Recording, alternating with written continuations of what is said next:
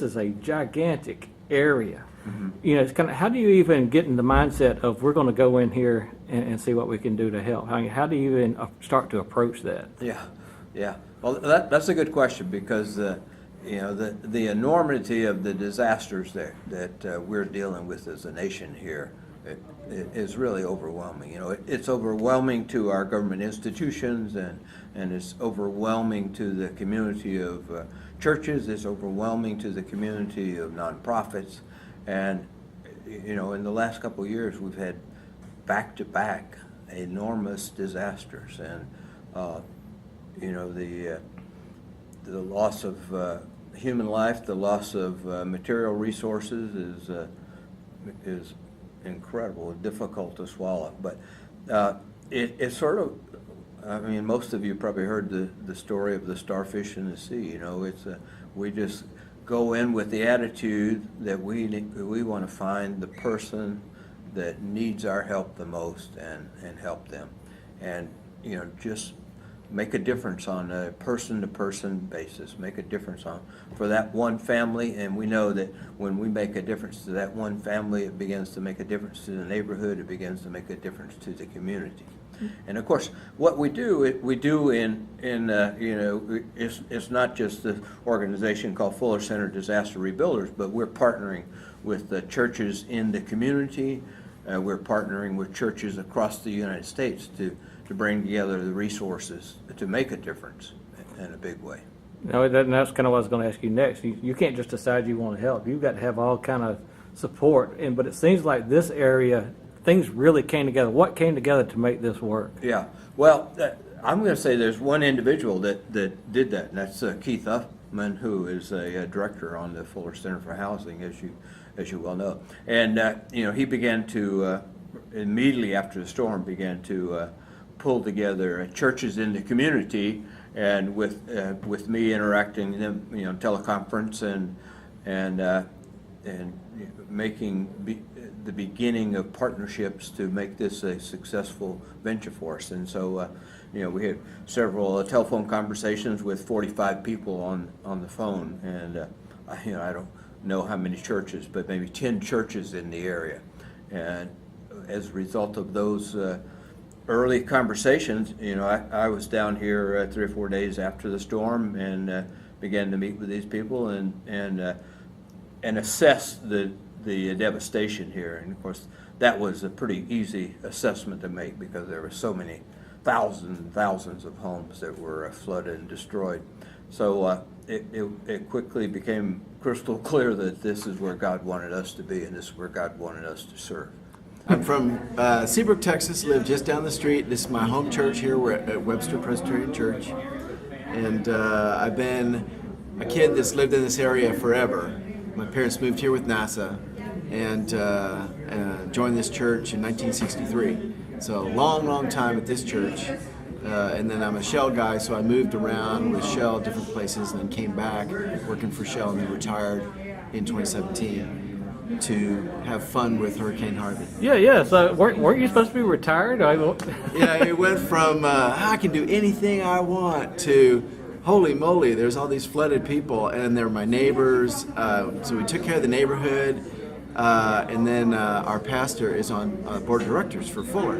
So he told us about Fuller coming to help, and I met Aaron Ratliff, and Aaron and I and some of my buddies from the church here.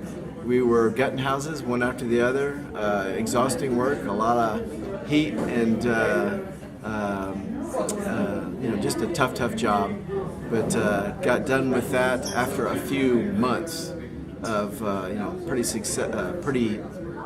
steady work. So yeah, I was exhausted. So needed to go back to work, I think. So what are your impressions of the Disaster Rebuilders? Well, I think it's great, in a nutshell, to have the people that can do help those that need so much. So folks came from everywhere, and that was a pretty cool thing, having people come alongside us. We had a lot of locals early on for the first few months, and then folks came out of the woodwork from all over the place. And I think this area surprised Fuller by how many people were mobilized locally to do the gutting. And so the gutting happened fairly fast, and so Fuller got to focus on the rebuild fairly quickly, which is a little rare maybe. And probably because we have so many churches, so many retired folks like myself that were ready and willing to do it. What do you think it's meant to some of the families who had kind of fallen through the cracks for people to show up from everywhere to help them out? You know, you get tears and people say, why are you doing this? You know, why are you coming to help me? You don't know me. You know, questions like that. And, you know, it kind of gives me goosebumps to talk about it. But over and over the story is replayed that, you know, the hurricane just knocks on everybody's door and floods everybody. And some folks have enough resources to respond to it, and others just absolutely can't. Hurricane Harvey came through here about 2 years ago, so Fuller Center was on the ground 3 months after that, and we mostly have been rehabbing homes, gutting and rehabbing homes, people who were underinsured, were not insured, and we recently, though, however, got a grant through Catholic Charities to build new homes for people. Some of the homes that we go look at, you know, they were distressed before the storm anyway, and we don't really feel it's good to put money into a house that's fallen down already. I mean, I can do some stuff like that, but, you know, there comes a time you got to say, you know, you don't want to throw good money after bad, or whatever the expression is. But, so anyway, we got a grant, $500,000 through the kindness of Catholic Charities. And the first 3 homes we built have been basically knocked down. So one for the Bairds over on 38th, knocked the house, you know, people move out, we knock the house down, and then we build a new home on their land, and then they get a 0% mortgage, 0% interest mortgage for the brand new home, brand new 3-bedroom, 2-bath, nice new home that will last a long time, and rain won't come in. And also we're elevating all the homes too, 3 or 4 feet above where they used to be. So if there ever, God forbid, another flood, at least we're up a little higher. Second new home was for Miss Sunshine over on Wyoming Avenue. Same case there. Her house was pretty distressed. And actually a couple of weeks ago when we were building the house, we didn't know that she had lakefront property. So it rained and the street filled all the way up, and I couldn't get in the street even to work on the house. And then, anyway, that one's come along. And then this week we're working on, this is the home, Big Mama, we call her. That's her nickname. And Big Mama, she's not here now, but she's a 79-year-old black woman. She's a cancer survivor. You would think with a name like Big Mama, you'd think maybe some portly woman, but Big Mama, maybe she weighs 80 pounds.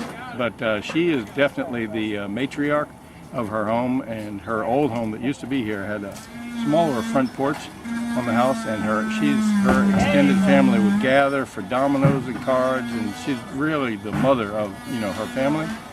So we chose, this is a Habitat for Humanity. I worked with Habitat in Tuscaloosa for 6 years after the tornado there in 2011. So I asked my friend if we could borrow this house plan, which has a wraparound porch. So plenty of room for everybody, and I'm going to play backgammon and whist with her once we get the house done. I have learned so much being here, helping build the house. It was a very humbling experience, and God knows that I needed that. Just, you know, as a young college student, life can get hard, but working out here, it just taught me more than just how to nail a wall. I think it's bringing me together where I need to be. Well, nursing is hard work. Yeah. But this is different hard work. This is different hard work. Way different. Both are hands-on, but I got down and dirty this week.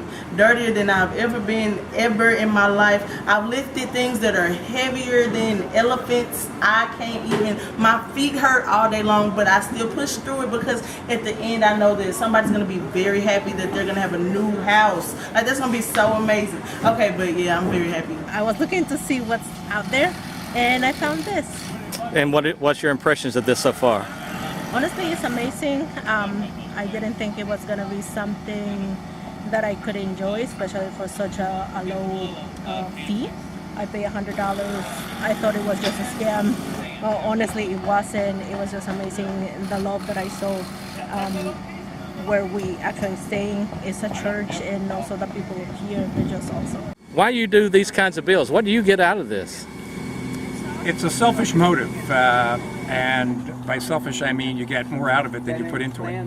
So we've been doing this for about 10 years in different areas on different projects, and we've been very fortunate. We've been married for 46 years, 9 grandkids, so it's important to give back, and this is a great way to give back. So you don't use these trips to get away from him? Well, I can't. We always travel together. No. Truth is, she is the impetus behind this. She is the one who arranges these trips, and she is the heart behind all of this. So I just tag along. We're at a stage in our life where we can get away a little bit. We have a family business. Summers are slow, so we can relax a little bit and do projects like this, which we really love. We've met some wonderful people. We've met some friends that we've maintained over the years. In fact, these are all people we've met on different builds. So this is my volunteer hat. And anyway, there's quite a few signatures. There are quite a few signatures on there, and like I said, we've maintained friendships with people that we've met on these builds, and they're special. And what has this week been like for you? Hot. Hot. But wonderful. It's been wonderful. We enjoy meeting people as much as we enjoy building. It's just fun. That's sort of the fun of it, and the interesting part is going to different parts of the country and experiencing different cultures, different atmospheres, and the need is all the same, but just in a different application. So, we've done some in Taos and Montana, all domestic builds, but very rewarding for us. Texas is a great state. Love Texas. Everybody's so friendly. Yeah. You can't do this without the support of some pretty skilled people like the Peter Salemis, like Brian, like Aaron Ratliff, like these kind of folks. What have they meant to your organization? Yeah, well, they're the backbones of it. There's a lot of skilled construction people in the United States, but the individuals you just named are a breed apart, because they not only know the construction business, but they know how to work with volunteers. They know how to train volunteers. They know how to motivate and get volunteers excited about doing, things which they've never done before in their life, and didn't really think they had the capability to do that. And out of that experience to create what we believe is really a high quality product. We like to talk about the homes we're building as homes that we'd be proud to live in ourselves, and I think you could you can see that yourself, Chris, touring the houses today. I mean, these are wonderful homes. Absolutely. Yeah. And going forward, what do the disaster rebuilders need or want to continue that they've seen, not just here in Houston, but in New Bern and who knows, hopefully. Yeah. We know it's going to be Yeah. someplace else eventually. Yeah. So, when someone asks me a question like that, especially here the last week in May, then I point out that the 1st of June is Saturday. That's the beginning of hurricane season. So our crystal ball is always fuzzy when we look forward into the next season, and we're okay with that. We're prepared to respond, and I don't want to say we're excited about responding, because that's certainly not it at all. But if we're needed, if we feel the call from, and we really like to, we really believe that we need the right spiritual call, if you will, to know that we're in the right place, and that all these things are coming together to make it clear to us that this is the place where we need to establish a mission. And one thing I've seen here in Houston and in New Bern are some repeat churches. I mean, some have volunteered here, some volunteered there, but they've done it more than once. Why do you think they come back? Yeah, well, just to emphasize your point, I mean, we have during this build, we have Alan Park and his team from Bethel Lutheran Church in Hudson, Wisconsin, and they have volunteered. Alan Park has led a team volunteering with us in every disaster area that we've been involved in, and including Hurricane Katrina. And do I understand their motivation? Probably not entirely, but I know that they feel the call to serve their neighbors in need as strongly as we do.